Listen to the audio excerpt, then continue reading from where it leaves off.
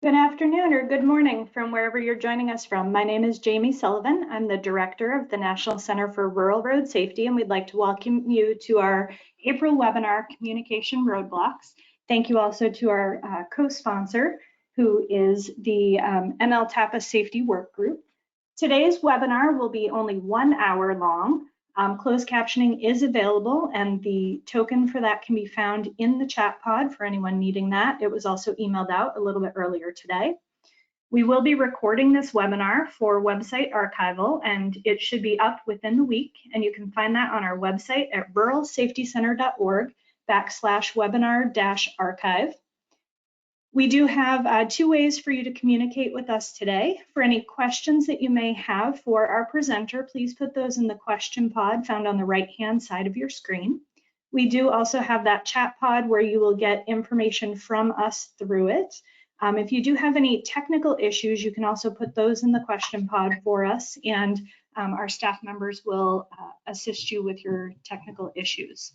We do also have a handout pod on the right-hand side of the screen where you can find 2 downloads. There is the introductory slides that I'm using right now, as well as the slides from our presenter today. When we do finish today's webinar, there will be a survey, and we would love to hear from you about today's webinar and if you how you liked it, what you got out of it, as well as what additional topics you'd like to see the center do in the coming months. And then we will be providing certificates of completion for today's webinar. They tend to come out about 4 to 6 weeks after the webinar. And with that, if you do need the more formal CEUs, an application will be provided at that time for you to fill out and return to Montana State University to get those CEUs if you need them for your licensure. Jamie, yes. Excuse me, we're not seeing your PowerPoint right now. Do you have that up, or do I need to do a little reorg? There we go. Can you see it now? Yes, it's in work mode, not presentation. Perfect. Here we go. Perfect. Thank you. Awesome. Yes, thank you. I do want to congratulate our brand new Road Safety Champion Program inaugural graduates, these 13 people shown on the screen right here. They have all graduated with their Planning and Engineering Road Safety Champion. So congratulations to all of you who, as of last week, have done this. This is a huge thing for our center. Being our Road Safety Champion program is one of the highlights of this center. So we are so excited that we now have some graduates. We will be offering all of our modules again this fall. So please take a look at our website for announcements as those come out about what the dates will be for these, as I'm sure that we will have a lot more graduates this fall. I know we have some people just missing 1 or 2 courses. So we're very excited about this. And again, congratulations to these 13 people. I also wanted to make sure that everyone knows Safe Streets and Roads for All grant program, that notice of funding opportunity is now open. There are multiple deadlines for those of you looking to do planning and demonstration grants, with the first deadline being today at 5 p.m. Eastern time. There are additional deadlines for the planning and demonstration grants of May 16th and August 29th. And then there is one deadline for implementation grants, and that is May 16th. So you can find more information on the SS4A website. But again, we just wanted to make sure everyone was aware of that the first planning and demonstration grant deadline is today. And now I'd like to introduce our presenter for today's webinar. I'm very excited that Kevin Elliott, our marketing manager for the center, is going to be talking to you guys today. Kevin's a veteran professional communicator who has worked for nearly 9 years in transportation safety communication. In addition to the center, his clients include departments of transportation in Florida, Ohio, and South Dakota, as well as many safety teams in Federal Highway Administration. He lives in Panama City, Florida with his wife and his 12 chickens, and we're very excited to have him talk today about communication roadblocks. So at this time, I'm going to turn it over to Kevin.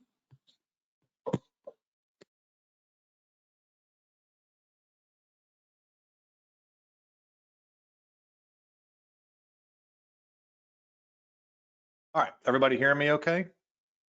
Or Jamie, you hearing me okay? Yep, great. Okay, very good. All right, and you're seeing my title slide there. All right, very good. Okay, well, thank you everybody for being on this webinar. This, as Jamie said, it's only going to be an hour. And we're going to try and jam a bunch of stuff in. And I really appreciate you attending this. And I know a lot of our webinars are more technical in nature, but as a professional communicator, in my experience, and also just in finding around the country, that there's a real need and a real hunger for this. This is technical information. This is because the technical work you do, which is really great, can't really make headway, and if you can't communicate it. So anyway, but one other thing is, this is the subtitle to this is "And How to Overcome Them." So I didn't want you to think that I'm just going to spend an hour talking about communication roadblocks, but not tell you how to do anything about it. Just like this, let's just sit together and whine about communication roadblocks. We're going to give you some actual tips you can use that will help you get over those things. Okay, let's jump right in. First of all, if you know me, you know I open most of these with a gigantic picture of my head because we can't see each other, which is a communication roadblock, by the way. While we love the idea that virtual communication can reach more people, it's hard as a presenter. And if you've done this, you know you can't see them, they can't see you. So at least I make you look at a gigantic picture of my face for just a minute. And like Jamie said, I live in Panama City, Florida. If you know North Florida, I love where I live. I am a communicator by education and trade. So my master's degree is in corporate and public communication.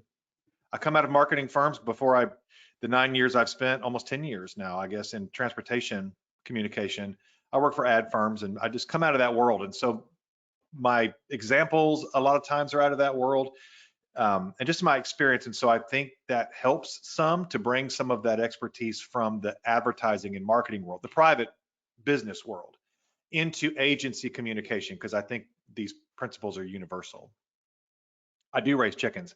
And if I was we're in a room with you, I always say this, and then I ask around the room, I look, and I ask people, are there any other chicken people? And there are always other chicken people in the room. And I guarantee you, in the 200 plus people that are on this call right now, there's some chicken people out there nodding your head, because we are a subculture and we are among you. And if you are a chicken person and want to talk chickens, I'm just putting it out there. You can email me later. Okay, so why are you really here? Not to hear about my chickens. I love stock photography, by the way. I like this cheesy stock photography. This is what we're going to look like at the end. We're going to be these super polished, smiling corporate people. We're going to be communicating. We're not going to have any communication roadblocks at all, because we're going to be those folks. I love those cheesy photos. So why are we here? I'm going to teach you a few basic communication elements that will help you understand communication roadblocks, the most common ones, and what to do about them. First is the communication cycle, just a very basic lesson on how communication works with human beings. Common communication roadblocks, the ones that, just in my experience over 20 plus years of doing this, I see most often. And then some simple tips on how to overcome them. And I chose, as we like to call in corporate world, I chose the low-hanging fruit. I chose the ones that are most common and the ones that are most easily avoided or overcome with a little bit of practice. So the communication cycle. How do people actually communicate with each other? Human beings, we know our communication is very sophisticated. We have big brains for the size of our body. We have sophisticated language and body language and nonverbal communication, they call it. We are very attuned to each other. Human beings are. We call it empathy. And we can understand what we just feel each other. And that's something that we evolved over the years as a survival mechanism, because we don't have any of the other defense mechanisms that most animals have. We don't have great fangs. We don't have claws. We don't have exceptionally good eyesight or hearing. We don't even have a decent coat of fur. We're just like sort of these hairless creatures. But what we do have is language and each other. And so we've developed these abilities to really get in sync with each other if we try. Most of the roadblocks you're going to hear about, and most of the ones you're going to experience, are where some other bad habit has entered into our natural communication cycles. So if you look at this little model right here, this is the most basic communication model, or model for communication cycle. There are others, but I like this one the best. On the left, obviously, sender, receiver. You've probably seen some version of this. And then the words in the middle, encoding, channel, and decoding. Encoding is when I, the person, the sender, I will package my words or images or whatever it is I'm communicating. I will package it for you, the receiver. That's called encoding. Language is an encoding mechanism. Photos are an encoding mechanism. Even music can be an encoding mechanism. The channel is the way which I communicate what I have encoded. So right now I'm talking into a microphone through a webinar. That's our channel. Decoding, that's you, that's your job, the receiver on the other end. Your job is to take my package, open it up, and see if you know what it is. If we share a language, okay, great. You have a better chance to decode my encoding. If I use one of my Southern slang terms that I do lots of times, and you are from the Midwest or somewhere not the South, you may not understand, right? You can't decode what I just said. That's the basics. And then you have this little loop at the bottom called feedback, and it makes a cycle. And this is how communication works. It's transactional. Too often, and usually the communication that frustrates us are when people forget it's transactional and they just talk at you. That's what we mean by that. People are just talking at me, they aren't talking with me. Or they're preaching, not teaching. There are a lot of phrases out there like this, but you know it when you see it. You know somebody who is not interested in a transactional communication. They are only interested in encoding and sending it and walking away. The best communication is transactional. So it's why we're going to spend so much time on these two items. The rest of this webinar will just talk about the encoding process and the feedback process, because the channels are a whole different topic, and for another webinar.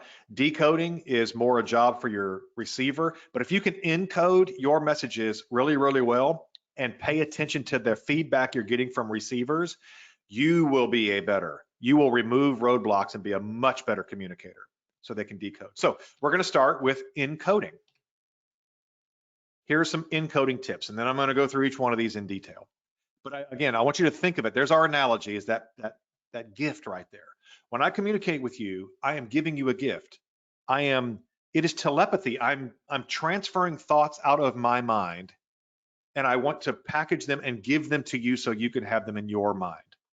It's really lovely and generous when it's done well. Human communication is, and it's pretty magical. I mean, think about that. I'm having words come out of my mouth right now. They're going through this microphone, coming into your ears, and I'm transferring thoughts out of my mind into your mind. That's pretty remarkable. It's a gift. So what the job of the encoder is to make that gift as perfectly suited to your receiver as possible. We want it to be pretty. We want it to have a nice bow on it. We want it to be relevant. We want it to be their favorite color, all those things. So encoding tips, and these are roadblocks. Avoid belittling. No waste words. I'm going to give you some. The English language is sloppy. The English language is an amalgam of at least 3 other languages with a lot of other dialect influences. And so we've picked up a lot of messy waste words in our language that are roadblocks to effective communication. I'll show you a few. And then bite the bullets. I'll explain. Avoid belittling. We've all been belittled in our life. We all know what that feels like. It is a horrible feeling. It is the opposite of a transactional communication.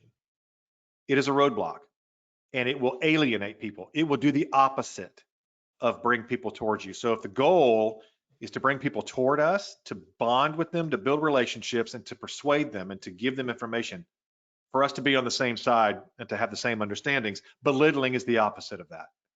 It will ruin communication. And none of us are sitting here now going, oh, well, I'm a belittler. I love belittling people.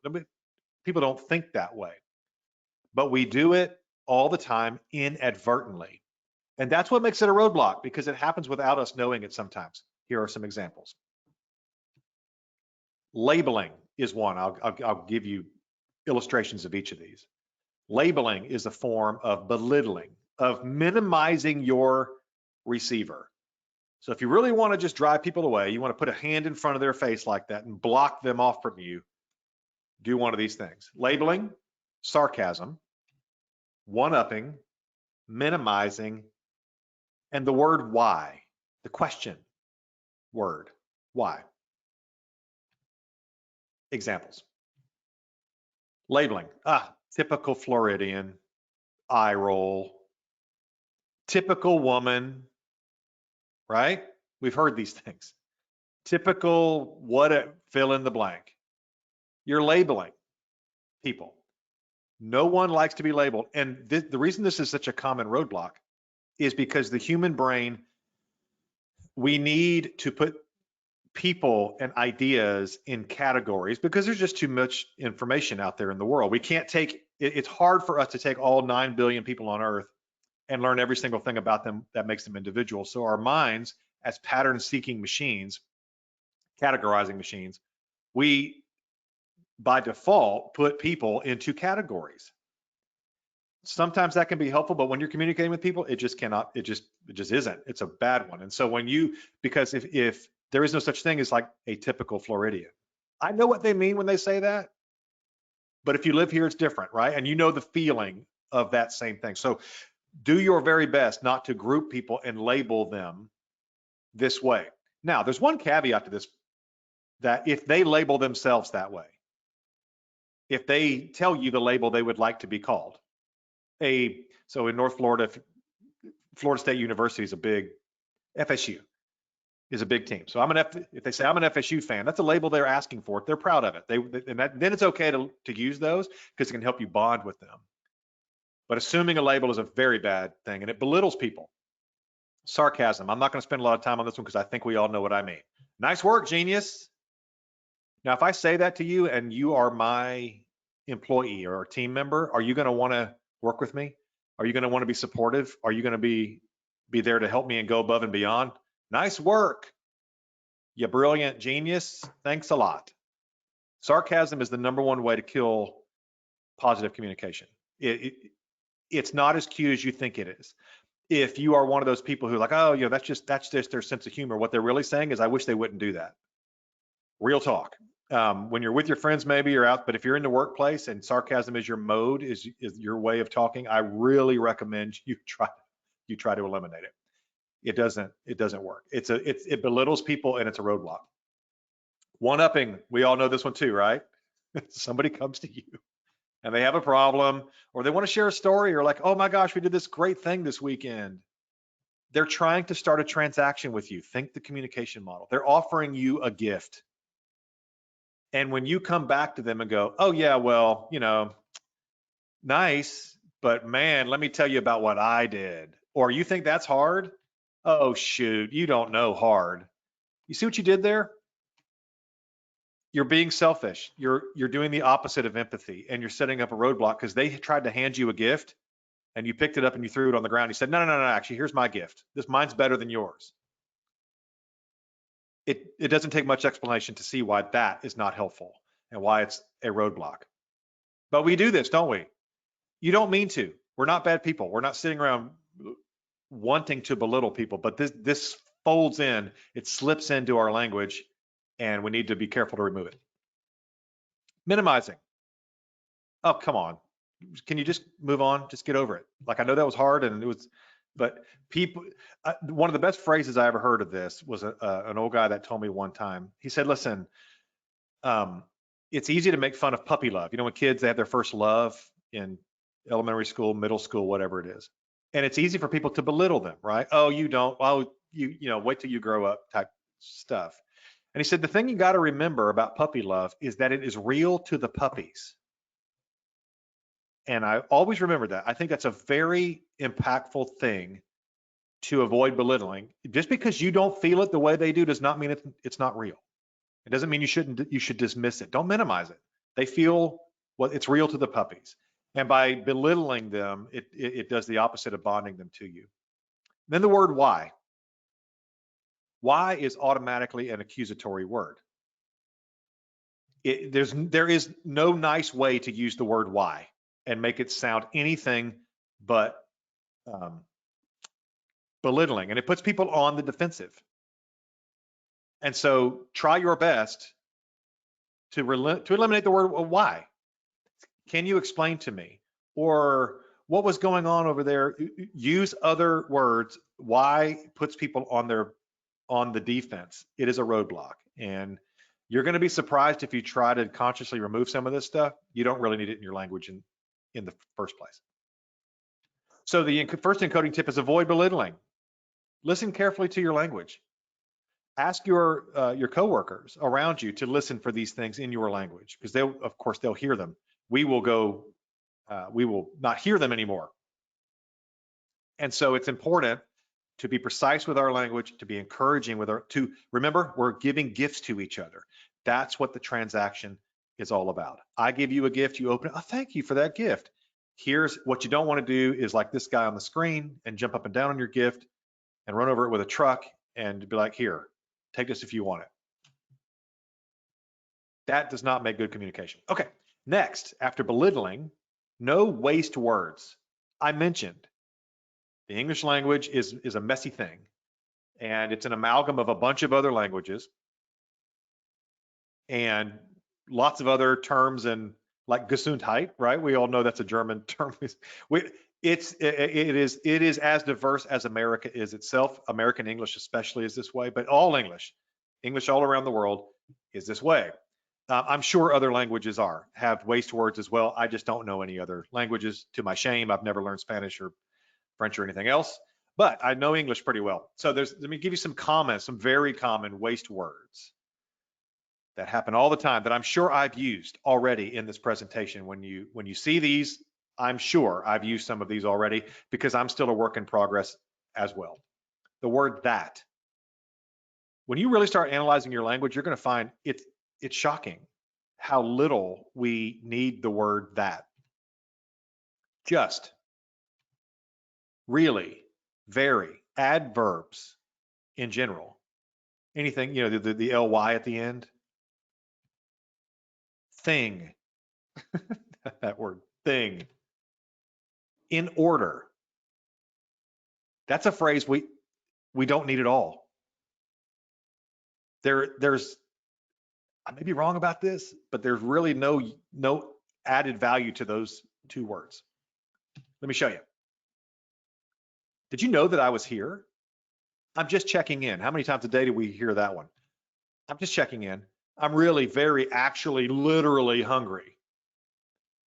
You know the trend, especially with younger people, to use the word literally all the time? And by the way, I was a college teacher for a long time. I have a 23-year-old daughter. I love young people. I'm not, but I do chuckle when I literally this and literally that, and literally, actually literally. A lot of adverbs. We have 5 things to discuss. Our agenda, we'll discuss 5 things. I'm writing in order to inform you. These are common phrases in our everyday business language. Watch what happens though. I want you to notice how much stronger this language gets when we just remove the waste words. Did you know that I was here?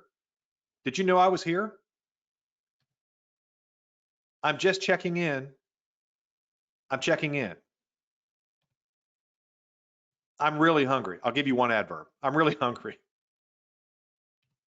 We have 5 tasks to discuss. I'm writing to inform you versus I'm writing in order to inform you.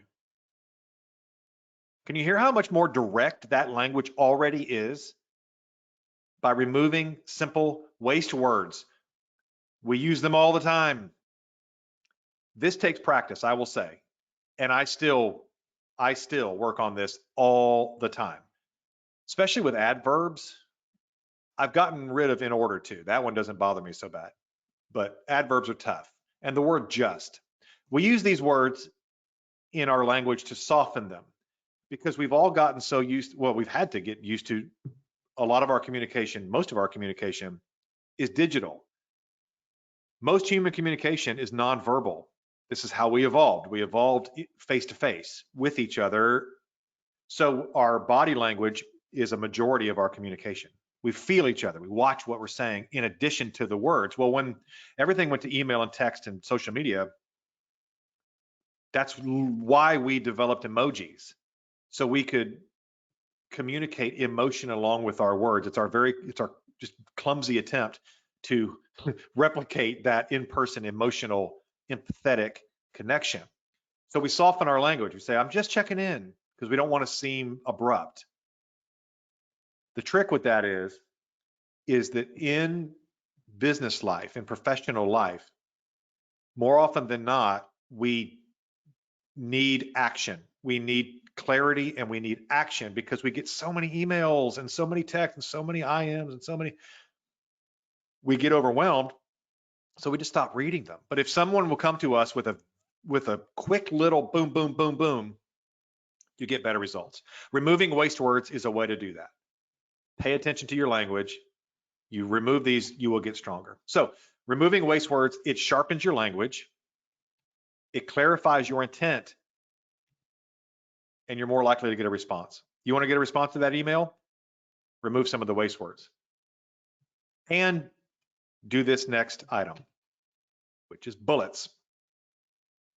Bite the bullets. I love bullets. Here is a draft email. This is an email I made up. Hi, Paul. I just have a few things that I really need to know about your project. First, how is the budget looking? Also, we just need to talk about the time frame in order to stay on track. Could you send me the progress report that we talked about last week? Oh, and do you have enough spare time to help me on another project? Thanks, Kevin. If you got this email from me, you might read it. If I asked you to write a bullet list very quickly, if you close your eyes and say, tell me what that email just asked for, it'd be tough. Because there's so many things going on in there. A lot of soft language. It's a big block of text. I asked multiple questions of Paul. It is totally likely he's not going to answer all my questions. How many of you have sent an email like this, and you might get an answer to your first question, but the other two, they never even respond to? Now, what if we were to restructure this email with bullets? Hi, Paul. I have a few questions about your project. How's the budget? Where are you on the timeline? Would you send me the progress report we talked about last week? Can you help me on another project? Better, right? Now, Paul has a list he can keep. He can go in and he can check off his list. So that's already better. What if we were to remove the questions? Because in this context, the questions are passive. We call it passive and active language. You've probably heard those terms, maybe don't know what they mean, but this is an example. Questions in interrogatives can be accusatory, but they can also be passive. Hey, like, if it's okay with you, would you please send me that progress report? If Paul is one of your superiors or a very important person and you are asking that way, fine. But if Paul works with you and you just need, like, I need this progress report, maybe try this, remove the questions. Hi, Paul, I need to review your project. Please send me an update on these items: budget, timeline, the progress report we talked about last week, and a related question: can you help me on another project? What do you have? I upped my odds that Paul will respond with all the information I need? Have I upped the odds he'll respond promptly? Because while this email doesn't sound urgent or scary or anything, it does sound direct. It sounds like I need these items, Paul, and I don't need them in 3 weeks. So this is where we've been trained and we've been conditioned that this kind of very direct language, it can be rude. And I understand where that comes from, because we lose emotion when we communicate digitally. But if your goal is to get action, and your goal is to get clarity, and your goal is to get results, which I think we're all in the business to do, this is a much better way to do it.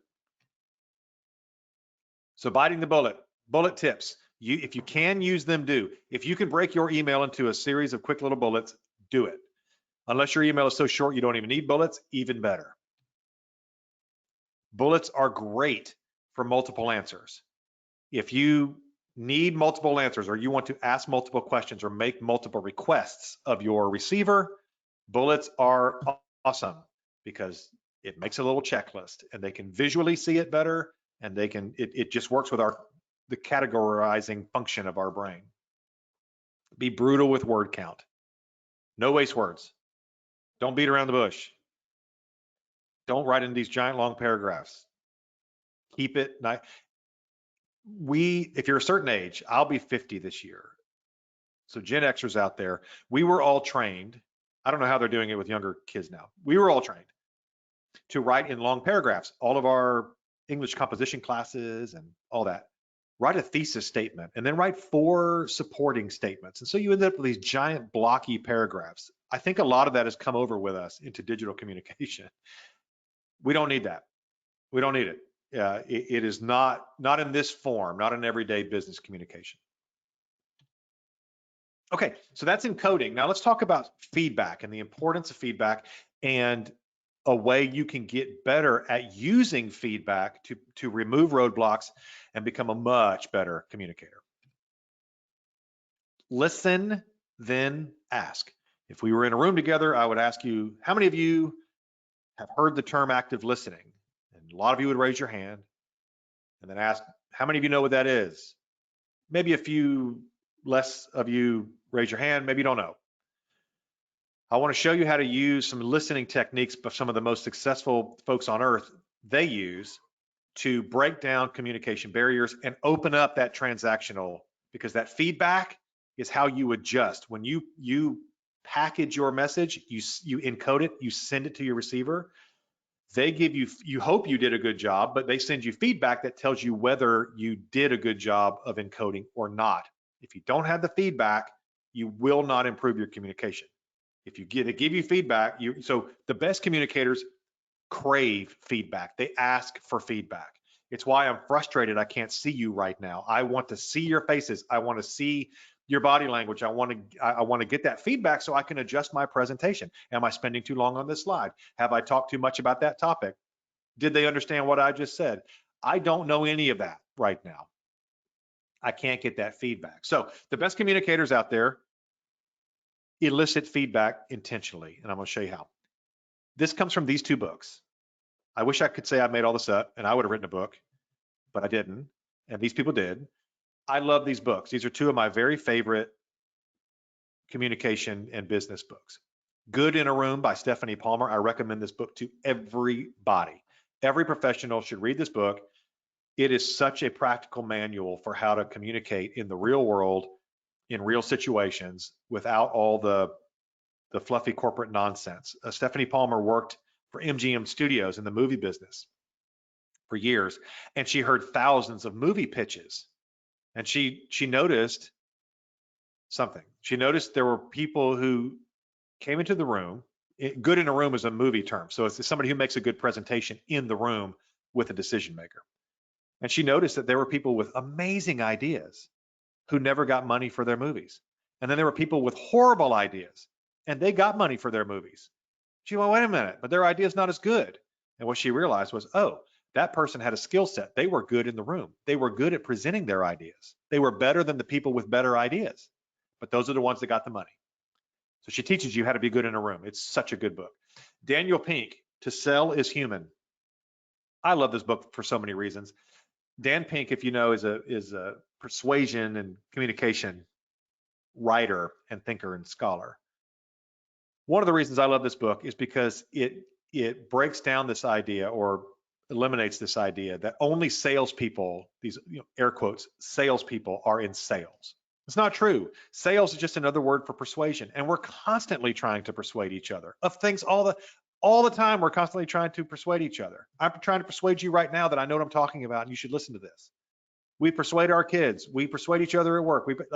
I want to go to Taco Bell. No, I want to go to Chick-fil-A. And a persuasion, an argument, a sales pitch begins. And Dan Pink breaks this down. He says, okay, let me show you how this works, but also to take away the grossness of what it means to sell an idea, because it doesn't have to be gross. And both of these books do a good job of that. Dan Pink says there are 3 kinds of people in his book. Extroverts, introverts, these are the ones we know. These are the ones we're familiar with. In my field, communication, there tend to be more extroverts. It probably doesn't surprise you. In the technical fields like engineering, planning, that sort of thing, there tend to be, again, not labeling, but tend to be more introverts, in my experience. Those are not complete labels by any means, but I have noticed that in the technical field, people label themselves as introverted.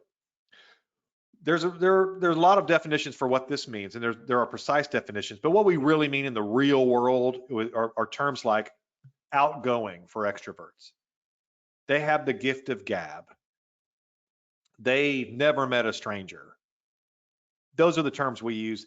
What it really means are extroverts gain energy from other people and crowds specifically. They are more energetic. They are more inspired. They feel better when they leave a group presentation or meeting or event than when they came in. Introverts are the opposite. Introverts gain energy from being alone and they charge up. We've heard the term maybe social battery. They charge a social battery.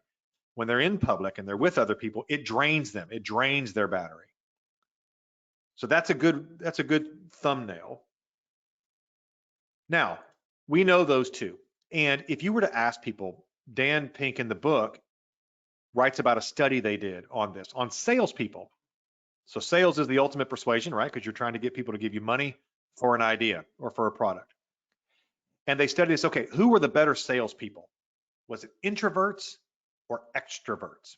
And most people, when you poll them, they go, obviously the extroverts. Of course the extroverts. They have the gift of gab. They're hype people. They never met a stranger. They can walk into any room and just talk to, they can start up a conversation. All the things we've heard about extroverts.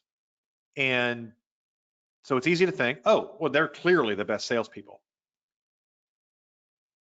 It would also be easy to think, oh, the introverts are not good salespeople. Like they don't want to talk to people that much, and they're less likely to engage in a group or to ask a follow-up question.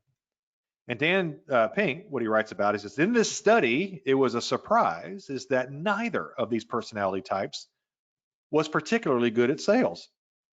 The extroverts were not the winners. As a matter of fact, the extroverts a lot of times didn't even come in second. And there's a reason for it. But he said there is a magic, a Goldilocks in the middle kind of person called an ambivert. And it turns out, if you study sales, the ambiverts are the top sellers, not the introverts, not the extroverts. And so what makes ambiverts special? I'm going to tell you here in a second. It has to do with listening. But before I leave this slide, I want to offer encouragement to you introverts out there, and I want to offer a little instruction to you extroverts out there, is that the extroverts out there who are more, life of the party types. There's nothing wrong with that personality type. We need you. We love that. I'm just saying, when you go to persuade people or to really communicate well, sometimes you're not as effective as you might think you are. Introverts, conversely, you don't engage enough. And therefore, some of your communications don't get through or don't get out at all because you don't engage enough. Now, the ambiverts get really good at this. This is what makes the ambiverts good. And the good news is extroverts, all you have to do is tone down this a little bit, come to the middle, and introverts just come to the middle a little bit. We're not asking you to flip positions. We're not asking introverts to become extroverts. We're not. You can anyway. But you can learn some skills that will move you toward the middle. And if you get toward the middle, now you really, really are effective. And it has to do with feedback. It has to do with asking questions. The ambiverts out there, watch them when you get around one. Now that you know this term, someone will be talking, say they're in a business conversation. They'll be talking and an idea is on the table. The ambiverts will sit in the room quietly at first, just like the introverts. They don't start talking right away. They just sit and they listen.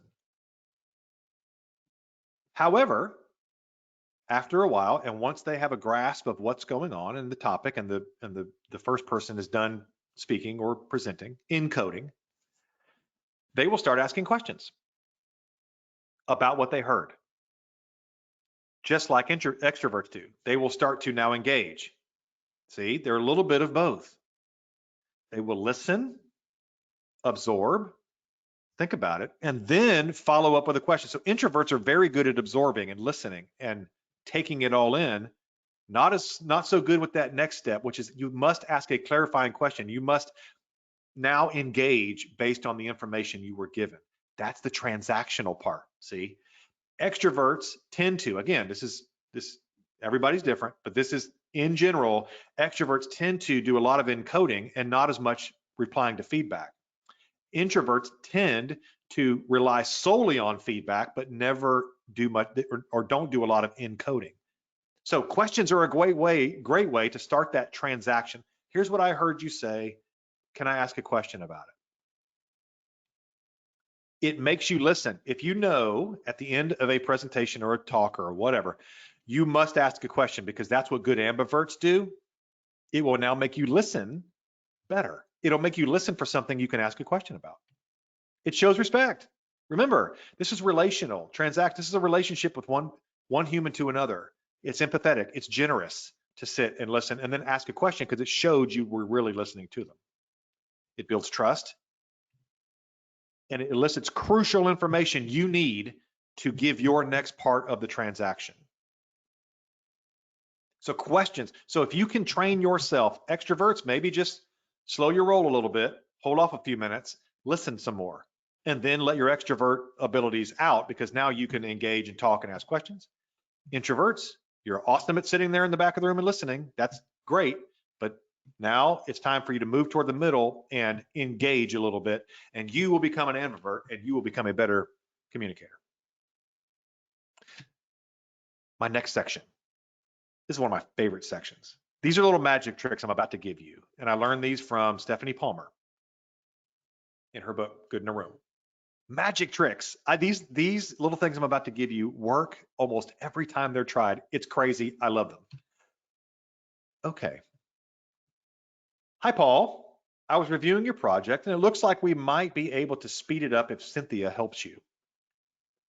Thanks, Kevin. If you're Paul, there are a few ways you can take this email. Probably in a defensive posture. What? Hey, like I didn't, wait.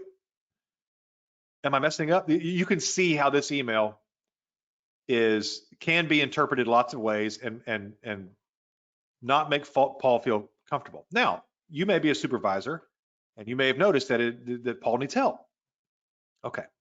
So how do we apply our model, our transactional model of communication to this email? Watch this. Add 4 words and say, what do you think, Paul? I was reviewing your project and it looks like we might be able to speed it up if Cynthia helps you. What do you think?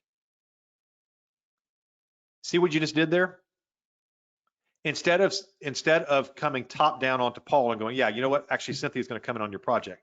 And you don't invite Paul into the transaction. You don't ask for his feedback. You don't ask him to say what he thinks about this whole thing. By asking that, you have just now removed that roadblock and you have invited him. You've given him a gift. Paul, here's a little gift. I have an idea for you. Tell me what you think of my gift. And then asking Paul to tell you, because he may come back and go, oh my gosh, I would love to have Cynthia. I am drowning over here. Please get Cynthia in here now.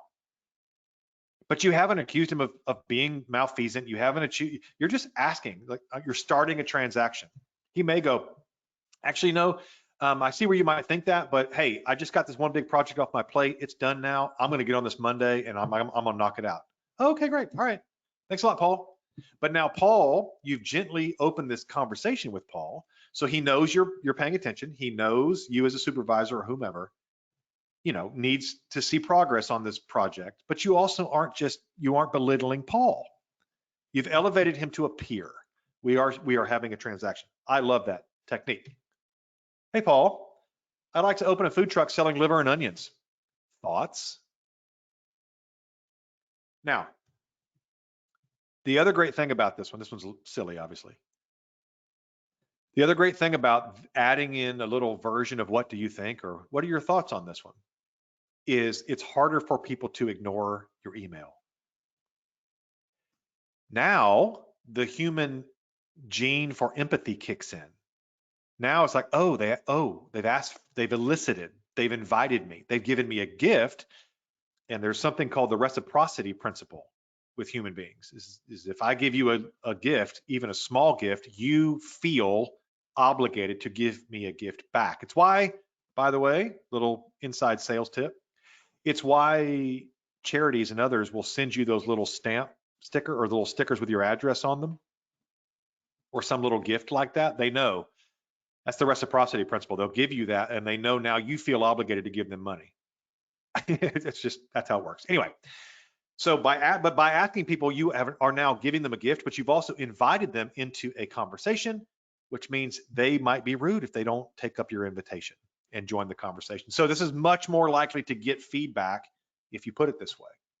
Hi, Paul. It was great meeting you at the luncheon yesterday. I'd like to have coffee soon to discuss some ideas. What do you think?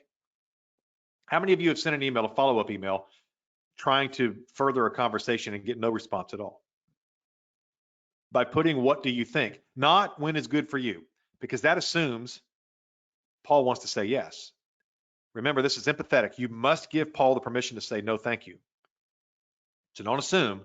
We've all gotten these emails too. Hey, do you have 5 minutes to hop on a call next week? Like, no, I don't even know you. Like, wait a minute. I'm not hopping on a call with you. What do you think, Paul? More often than not, Paul's going to be like, hey, listen, it was great meeting you. Yeah, I'm busy for the next couple of weeks, but then you can start the conversation. You're going to get a response. But if you add this, watch this. If you add a PS, I hope you have a blast on your fishing vacay. I have done this now. I read Good in the Room probably 10 years ago. I have tried this. I do PS. Jamie is out there and she probably will now start to recognize this technique I do. In my emails, it works 100% of the time. I've never not had it work. If you talk to somebody and you do the previous technique of listening, properly listening to them, human beings love talking about our lives. We love talking about what's going on. We love talking about, if you are really listening to somebody in a conversation, they will mention their next vacation or their kids or their hobby or their whatever, or their favorite state that they live in, like Florida. I mean, I raise chickens. We advertise this stuff. We are constantly trying to get people to pay attention to our lives. If you are a good listener, if you're a good ambivert, you will hear that. You'll pick those little things up and then mention them in a PS in a follow-up email. And you watch what happens. They will respond, well, thank you so much. We just had a great time at Cabo. I caught a red snapper. It was great. Oh, and by the way, yeah. I'd love to meet for coffee sometime. It's magic. It works. It's not because it's sleazy. It's not because it's trickery. It's because it's transactional. You're showing you want to enter. You're removing the roadblocks. You are paying attention. It's empathetic. You care about them enough to pay attention to their fishing vacation, and then to remember it and to mention it again. I have a friend who is so good at this. She taught me. She's so amazing at this. Before she gets on a call with somebody, especially someone new, she will go to their Instagram or their social media and just look at the last few posts and see what's going on in their life. See if they're on a vacation, for instance, or see whatever. Or she will Google the weather in the town they are in. So she has something she can reference. Hey, I heard you guys had a nasty storm last week. How's it going? Is that you guys okay? Can you see how much better that conversation will go if you open like that, or if you have a little PS like that? So in other words, we're just trying to humanize our communication. This is the counterbalance to the more formal, clear language. When I tell you to take out the waste words and to make it more clear and to be more direct and remove the questions, this kind of humanity will soften it back down and but it still holds the clarity that you need, but it makes it feel softer. It makes it feel better. It makes it feel more human, because it is more human. It's more work on your end, but guess what? If you want to be a good communicator, just like anything, it takes that extra practice. So in summary, wrapping a bow on our little encoding message that I hope I did a good job encoding for you, communication roadblocks are destroyed by stuff your grandparents taught you. empathy, respect, curiosity, thoughtfulness, and clarity. In other words, we overthink it. If we just go with our instincts and learn a few basic techniques for removing these communication roadblocks, your communication will improve, your relationships will improve, you will stand out, you will get better results. There's no downside to becoming a better communicator. And I really appreciate you all taking the time to hop on this webinar. We have about 10-ish minutes, 9 minutes or whatever, and I'm going to stop right there, turn it back over to Jamie and or Dana or whomever takes over, and see if there's any questions you have for me. Perfect. Thank you so much, Kevin. And at this time, we do not have any questions. So if you all have questions, please put those in the Q&A pod over on the right-hand side. One question that came in that was not about the information that Kevin just shared, but that did come in was about our Road Safety Champion program. If you are wondering what courses you still have to take to graduate for Road Safety Champion program, just send us an email at info, I-N-F-O, at ruralsafetycenter.org, and we will get that information to you. We have just finished updating the tracking for all of the previous modules that have been completed. So go ahead and send those in to us. And again, if you have any questions for Kevin, please put those over in the Q&A pod. Kevin, one question for you. You gave a lot of examples of how to do the communication differently when we're talking about emails, and even how when we're talking to other professionals, how to do some of these communications differently. But could you give us an example of using some of the tips that you just talked about when we're doing some of our work out in the community, and how we are listening and communicating back with the community about a project we might be doing? Luckily, these communication principles apply across the board. It's why I try to gauge these. So these tips, if you can remove waste words, if you can learn to listen to people and then ask questions based on what they said, if you can make reference to things that are important to people, they will make you better in any communication situation. You'll notice, for instance, this presentation, my slides that I have on here. When I do these webinars, people ask me to send them ahead of time. Hey, can you send your slide deck so people can have it? And I say, yeah, I will, but there's not much. I'm not sure they'll get much value out of it because I have no speaker notes. You see on the slide what I have on my slides. That's it. But that kind of clarity works. And so if I'm doing a public presentation, I will do it just like this. I have done this a million times. So if you're in person, say in a public meeting or whatever, try this, especially if it's a local area and you know the local area, you're a local, for instance, and you know there was a big football game the last weekend, or you know we had a big weather event, or some piece of commonality you can share with those people, and open up that meeting by referencing that piece of commonality. Watch the energy of the room change, because now you're offering a gift to them. Hey, I want to bond with you. Hey, I'm not here just to talk at you. I want to hear from you. And so I'm not sure if that's answering your question out. I hope it is. But the skills are exactly the same, whether they're in written or verbal or visual form. And we do have a couple of hands up, and I do want to remind everyone that we are not able to take you off of mute. So if you have your hand raised, please type your question into the Q&A pod so that we can go ahead and answer that. We did get a couple of different questions on the recording for this and wanting to be able to pass this along to coworkers. I have just put the link for where you can find this within the next week on our website, so it will be available there, as well as on our YouTube channel. Another question, Kevin, that you got was, what was the title of the book by Mr. Pink? To Sell is Human. Perfect, thank you. It's one of his most famous books. So if you just Google Daniel Pink, not Steven Pinker, there's another writer, amazing writer, but he writes about different stuff, but Daniel Pink, and that book will come up. Another question for you is, does anyone out there know what as per means? I see it being used daily. in reference to is what that means. So if you say, the new policy is you must be out of the parking lot by 5 o'clock as per directive 2017 from head office.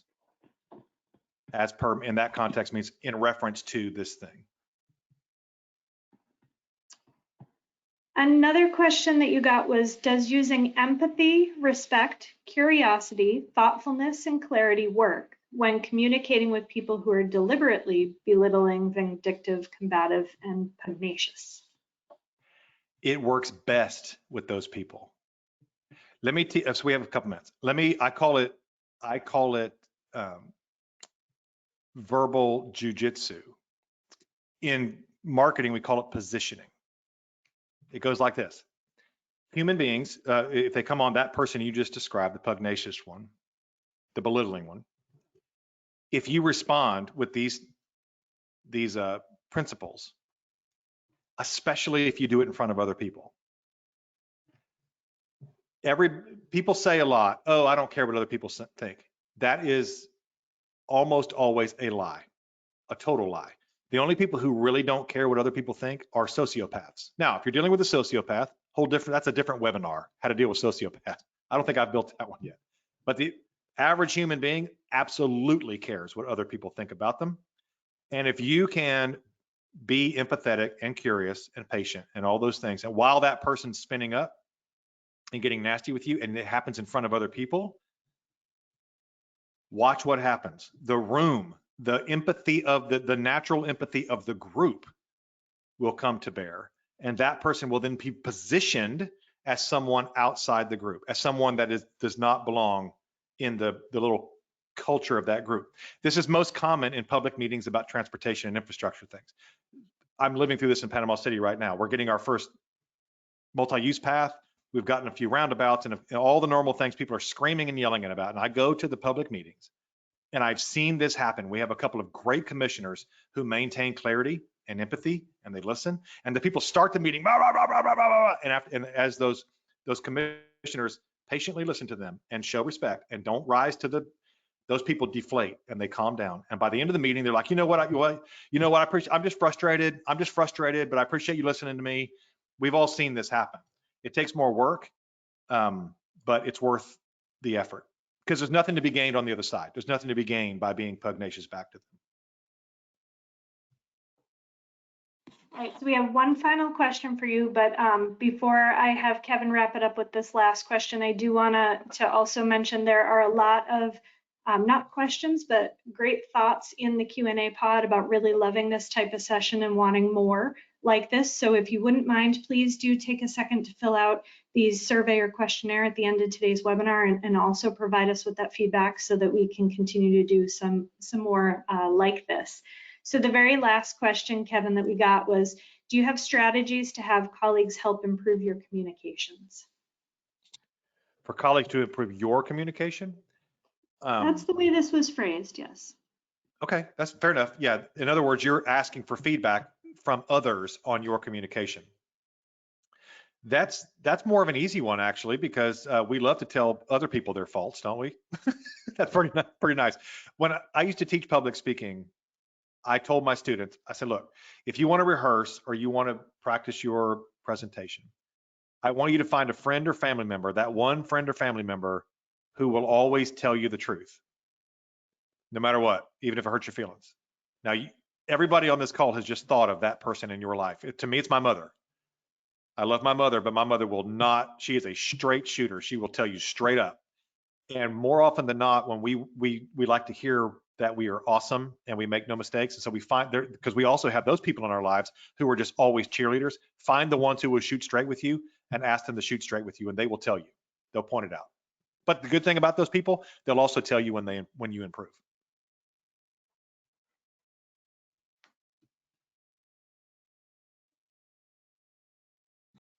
All right, and with that, I do want to thank Kevin for doing today's presentation. We are at our 2 o'clock deadline. Again, the recording for this will be up within the week on our website in case you wanted to watch it again or share it with some coworkers.